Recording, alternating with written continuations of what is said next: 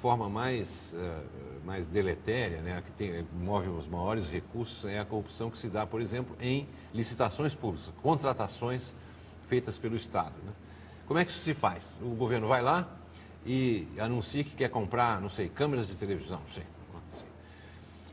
E aqueles que estão interessados em vender oferecem preços.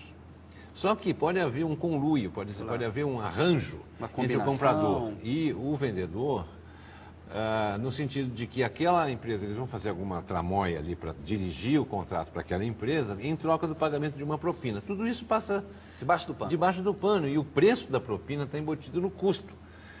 Você não vê, é este pedaço do preço que ele está pagando pela câmera de televisão corresponde à propina, não é? Não está escrito assim. Agora, como medir a corrupção? Porque a gente vê que tem rankings de corrupção. Tem algum mecanismo que te permite, pelo menos, avaliar o grau dela? Não, não existe. Há quem diga que existe, né? Nós consideramos que não. Os indicadores de corrupção, né, que andam por aí, né, que um é da Transparência Internacional e outro é do Banco Mundial, que foi aí no mês de junho anunciado, tem a mesma estrutura, é o seguinte: são levantamentos que são feitos junto a pessoas que trabalham na área de negócios internacionais, vários desses levantamentos, em que se pergunta assim: você acha que o Brasil é um país corrupto? Sim, não. Você acha que o Brasil é mais ou não corrupto do que a Venezuela ou a República do Togo? Sim, não. Aí se pega todas essas pesquisas aí, se faz um ajuntamento, se faz um tratamento estatístico e se produz um indicador, um índice que mede o quê? Mede opiniões de pessoas do mundo de negócios internacionais sobre a corrupção em países. Isso não é uma medida de corrupção. E o problema com esses indicadores é que não há, inclusive quem os monta, né, não oferece nenhum argumento de plausibilidade para dizer, olha, este indicador aqui é um indicador de corrupção. Não tem. É só digamos assim, um termômetro de opiniões sobre corrupção em países.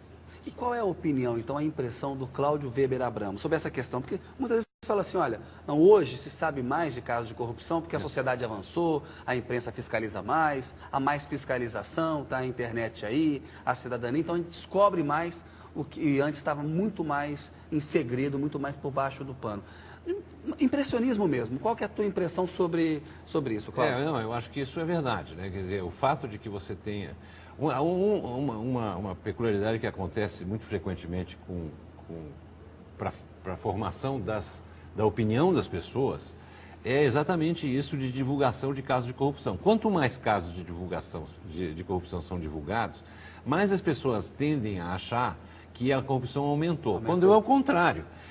Porque como a corrupção é secreto e você divulga, por que se divulga? Se divulga porque aquilo lá passou por alguma instância do sistema judicial. Houve uma investigação, o Ministério Público ofereceu uma denúncia, alguma coisa assim.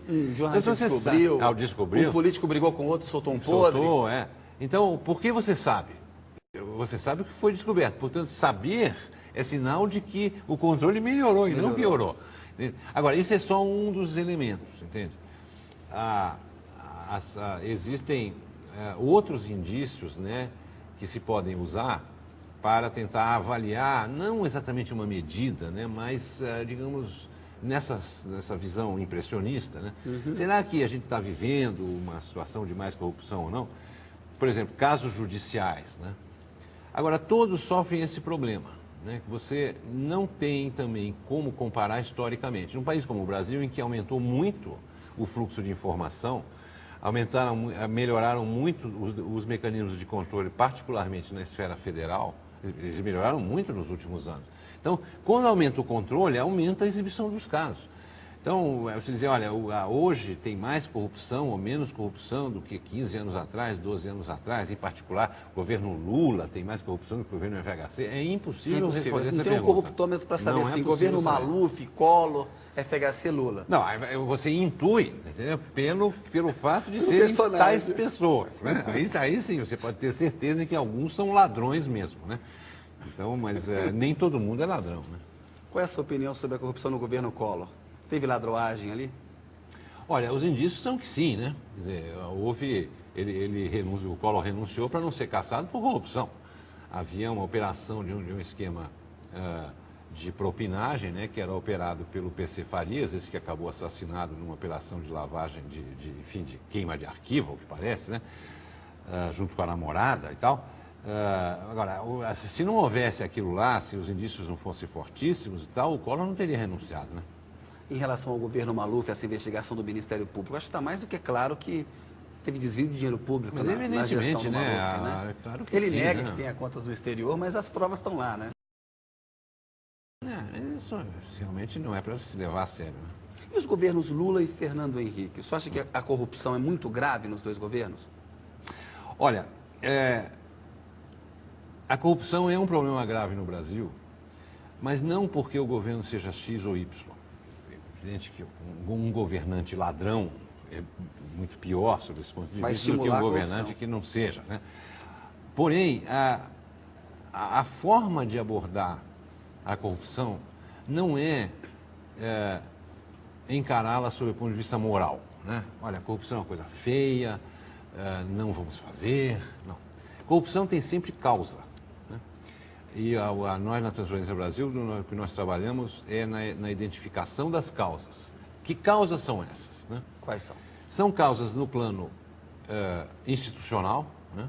Ou seja, na Constituição, na formação das leis brasileiras, e são causas na área gerencial. Por trás de tudo tem um conjunto de causas, ou uma causa, de natureza estrutural, que é econômica, né? Para combater corrupção, você precisa ter geração de riqueza, né? É muito difícil você ter integridade, né, na gestão do Estado se o país é miserável. Você não pode esperar que a República do Togo, a República Centro-Africana tenham governos muito eficientes. Não terão. Não tem dinheiro para fazer um governo eficiente, então não vai acontecer. Deixando isso de lado, então, sob certo ponto de vista, para o Brasil chegar a uma situação de eficiência maior na gestão dos recursos públicos, que é disso que se trata, é de eficiência, claro, né? Exato. Será necessário ter mais desenvolvimento econômico e uma melhor gestão dos recursos públicos de que o Estado tem disponibilidade. Agora, as causas que são mais diretamente alteráveis, né, ou transformáveis, estão nas leis e regulamentos, né, e no processo gerencial. Primeiro, leis e regulamentos. Vamos tomar como exemplo o que me parece ser uma das principais causas de corrupção no Brasil, né, uma verdadeira usina de corrupção. A Constituição brasileira permite que o governante nomeie uma quantidade enorme de gente para ocupar os chamados cargos de confiança. O governo federal são cerca de 20 mil, não é isso? 30 mil. 30 mil. Quase 30 mil. Então, assim que o prefeito é eleito, acabamos de ter eleição municipal, a primeira coisa que o sujeito fez foi chamar os partidos que poderiam, talvez, ali ser mais próximos, põe os caras ali, diz assim, olha, votem comigo, não me chateiem, não me fiscalizem, deixa eu legislar, não fica vocês quietinhos ali, em troca, vocês ficam com tais e tais secretarias, subprefeitura, direção de empresa estatal e assim por diante. É dando o que se recebe. É dando o que se recebe. Então, o que é que isso faz? Agora, o que um partido político quer com a superintendência regional do INSS na região não sei o quê? Para que o cara quer aquilo? Por que um partido político quer uma diretoria de insumos de Furnas? Que é para quê, você acha? Para que é? Isso está no noticiário de corrupção no Brasil, que a Transparência Brasil coleta num dos seus projetos, e há notícia no Brasil de 3,7 casos novos por dia. Por dia. Um partido político não tem nada que ficar gerindo diretoria de estatal, tá certo? Como, por exemplo, na frase famosa daquele ex-presidente da Câmara dos Deputados, o senhor Severino Cavalcante, que o partido quer diretoria que fura poço, né? Essa que é boa. O que é isso, né? Não, agora, não é apenas o efeito direto na entrega, né, do Estado para essas instituições partidárias, para políticos e partidos, não é só isso. Esse mecanismo também corrompe a atividade política, porque o legislativo deixa de legislar, quem legisla primordialmente no Brasil é o executivo. Isso acontece não apenas no Congresso Nacional, mas acontece nas câmaras de vereadores e nas assembleias legislativas também. E nas prefeituras. Exatamente. A quem predominantemente legisla é o executivo. E ele legisla como? Ele tem aquela maioria, ele comprou aquela maioria. De forma desse jeito.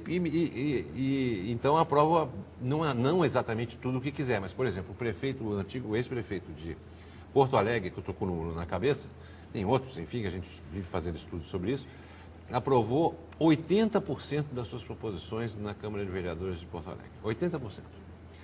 Uma outra coisa aqui, e assim vai, São Paulo é a mesma coisa. Cláudio, eu vou te pedir licença um minutinho, nós vamos retomar isso no próximo bloco. E a notícia volta já já com Cláudio Weber Abramo.